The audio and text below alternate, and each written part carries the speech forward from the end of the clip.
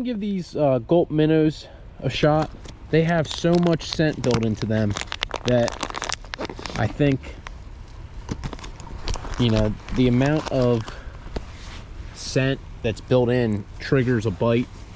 We're gonna test that out. We're gonna throw this 1 inch, if I could keep it right here, 1 inch Berkley swimming minnow. Now on the ice jig, we'll see if we can't catch some fish on it. Oh, almost caught a tree. That would have been a terrible start. Let's see, right there. Something just messed with it, man. Got him on the Berkley minnow.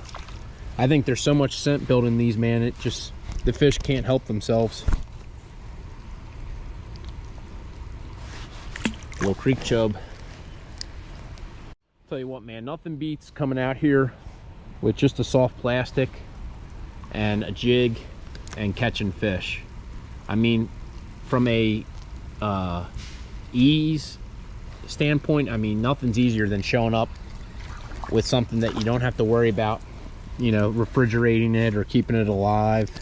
You know, you could just literally show up, and when you're done, you just literally seal the package, put it in your tackle box. I do love these Berkley Gulp minnows, man, and what sold me was about, I don't know, 5-6 years ago, I went crappie fishing in the winter time to like a local honey hole, and literally had live minnows, wax worms, you know, every soft plastic under the sun, and literally for 2.5 hours did not catch a single fish. Like not even like a bluegill. And I was about to actually leave, and I was like, you know what, let me try one of these Gulp minnows on a jig. Maybe that might be enough to like trigger a bite. And when I say that, like, the bite instantly turned on, it was like somebody flipped a switch. And when you read into like Berkley and what they build into the scent, man, like whatever they put in it makes these fish want to feed even when they're not hungry, which is kind of crazy. See, now my experience with Gulp seems to be a little bit less favorable from a durability standpoint. Like, knowing I'm out here fishing this little minnow, I have, you know, the idea that it's probably not going to go back in the package when we're done, because, you know, these fish just tear it apart. I mean, look at that. And I think Berkley, I could be wrong, it's my theory, but I think they started making their soft plastics a little less durable in recent years. It's just a theory. I remember when they first came out with Gulp, it was like super tough. You know, you could repackage it and reuse it as long as it stayed, you know, somewhat wet and didn't dry up. But I mean, nowadays you kind of know going into a trip that you're gonna probably burn through some Gulp, just because it's not as hardy as it used to be. But that brings up another question, you know, would you trade the durability for you know, not catching fish? I don't think I would. You know, I like the fact that I could just pitch that right there and know that something's going to probably hit that relatively soon. It's not fair to say that only this, you know, soft plastic will work, because I think these fish are so fired up from like the cold water. Oh man, look at that. That I think any type of soft plastic would work. I do think though, certain soft plastics you would have to work a little bit harder. Like, we're not really working this one. We're literally just casting it and letting the fish, you know, smell it and, you know, trigger the bite. All right, so you see how this bait is? That's like a perfect presentation in my eyes. It's not super big. It's got that little split tail that's gonna, you know, vibrate under the water, and you really don't have to do much with it, because I hate saying it, but like the scent does a lot of the work. You know, if you get it relatively close to a fish's face, they're gonna smell the scent, and it's probably gonna be enough to trigger a bite. Now we are gonna pitch it a little bit to the right. I I think there's definitely some more species hanging over that little ledge. Key though is hoping that, like, see that quick, oh man, that quick we had him and we lost him.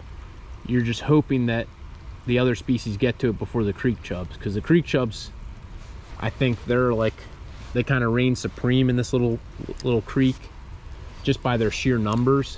Not from like a, you know, highest on the food chain, but I think there's just so many creek chubs that, like, you literally, you know, it's almost like you have a better chance of catching one of them than you do one of these bass. Or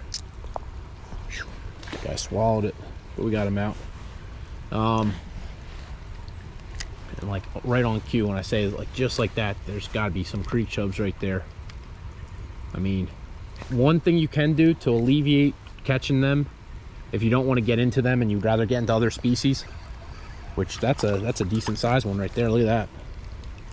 Oh, and that quick he's gone.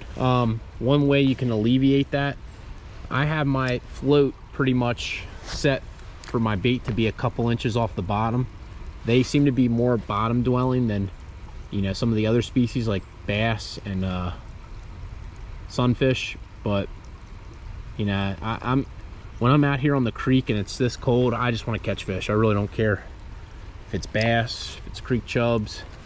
You know, the high today was like 32, and it's been off and on raining, which, you know, if you're not catching fish, you know that it makes it pretty tough to want to stay out here. But when you're catching fish, man, you don't realize how cold it actually is until you get in your car and you're, you know, trying to warm your hands up. All right, so now we find ourselves in an interesting spot. I climbed up this little side of the creek. It's kind of like a really very, I guess you would say, interesting spot to fish because there's so many trees right next to me. I think I might have to adjust the bobber a little bit because it's so much deeper right here. It's almost like a little bit of a pool. Let's see. I mean, the odds that this is going to turn out not so great is probably high because there's so many trees in the way. It's not like I'm, you know, I really have no clearance other than this little spot right here. Matter of fact, I'm gonna see, probably not the smartest idea, I'm gonna see if I can maybe lean on this tree. Ugh.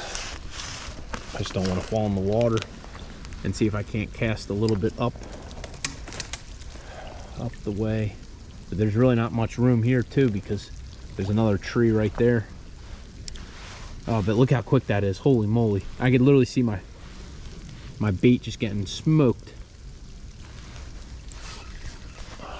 Look at that. Catching fish out of trees. I mean, there has to be a school of fish right there because that literally hit the water and you could just see like little shadows moving left and right towards it. See if we can't get another one right there.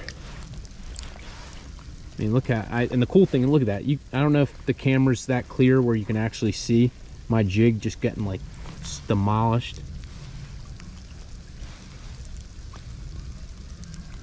Try that again. Right there. I mean, they're literally just hitting it left and right. I can literally see them just, there we go. It's funny, like, it takes like 2 or 3 of them to hit it, and then out of nowhere, one just comes up, swoops, and grabs the jig.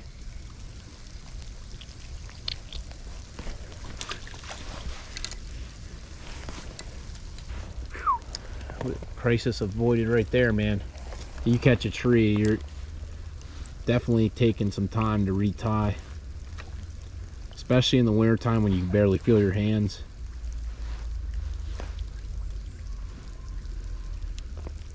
Man, look at that. I mean, they're just going for it like crazy.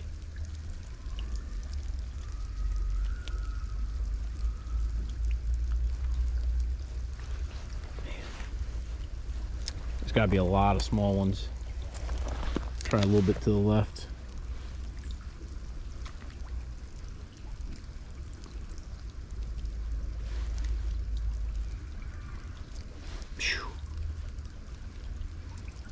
And geez Louise, they're just taking bites and bites out of it. You almost gotta wait, because like it's like one will grab it and then another one will take it from them. Oh, man. Alright, we're gonna probably take one more cast because kind of running out of steam on my hands. They're like pretty numb at this point.